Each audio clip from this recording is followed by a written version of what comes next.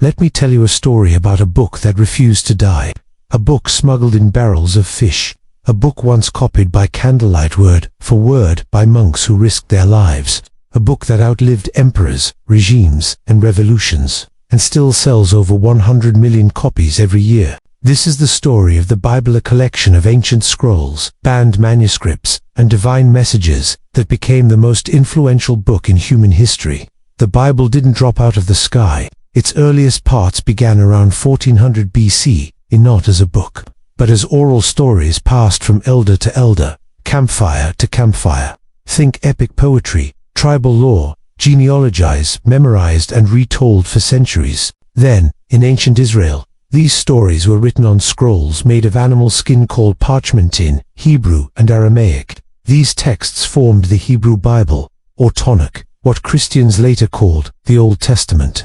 But here's a fun twist. Some of the earliest biblical texts are older than the Iliad and Odyssey, and one of the oldest copies we have, the silver scrolls, tiny pieces of rolled up silver inscribed with text from Numbers dated to the 7th century BCE. They were found inside a tomb near Jerusalem, and yes, they predate the Dead Sea Scrolls. Now here's where it gets juicy. Did you know there are books once considered part of the Bible that vanished?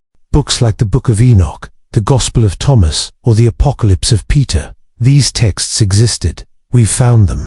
Some were read by early Christians, but they didn't make the final cut. The Council of Nicaea, surprisingly, it didn't decide the Bible canon. That's a myth. The real shaping of the Bible happened over centuries, through debate, influence, and even politics. One early version of the Bible had a book that taught Jesus had a twin brother. It's called the Gospel of Thomas, and no, the church didn't keep it. The Bible has been translated into over 3,600 languages today, but in the early church, translation was dangerous. In 382 CE, a scholar named Jerome locked himself in a cave near Bethlehem for years to translate the Bible into Latin, the Vulgate. That became the official Bible of the Roman Church for over 1,000 years. Fast forward to medieval England. A man named John Wycliffe translates the Bible into English in the 1380s. Big mistake. The church declares him a heretic. After his death, they dig up his body, burn it, and throw his ashes into the River Swift. Then came William Tyndale. He smuggled English Bibles into England, in sacks of grain and fish barrels. The church caught him, strangled him, burned him at the stake. His crime, making the Bible understandable to everyday people.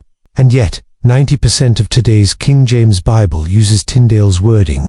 The Bible has survived more attempts to destroy it than any book in history. Roman Emperor Diocletian ordered all Bibles burned in 303 CE. By 325 CE, the Bible was being copied in the halls of the Roman Empire itself. Jump to 1947, some Bedouin kids throw rocks into a cave near the Dead Sea and hear a shatter. Inside ancient jars, and inside the jars, the Dead Sea Scrolls, biblical manuscripts over 2,000 years old, preserved in desert silence. They included every Old Testament book except Esther, and in some cases, they matched word for word with modern versions. In other words, what we read today is astonishingly close to what they read 2,000 years ago. Want some facts that sound made up? The shortest verse in the Bible is just 2 words. Jesus wept. John 11:35. The longest verse, Esther 8-9, a whopping 90 words. The Bible is the most shoplifted book in the world. In 1631, a printing error in an English Bible accidentally left out, "Not in thou shalt not commit adultery." It became known as the Sinner's Bible.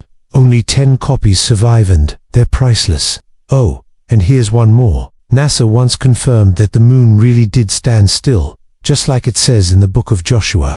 Sounds incredible. And while it's debated, the story sparked real astronomical investigations in the 1970s. So where's the Bible today? It's in your hotel room drawer, your phone, and space. Yes, an astronaut once brought a Bible to the moon. It's quoted in Martin Luther King's speeches, inspired the abolition of slavery, and shapes legal systems, art, and literature around the world. And while skeptics debate it and believers defend it, one thing is undeniable. The Bible changed the world and refuses to be forgotten.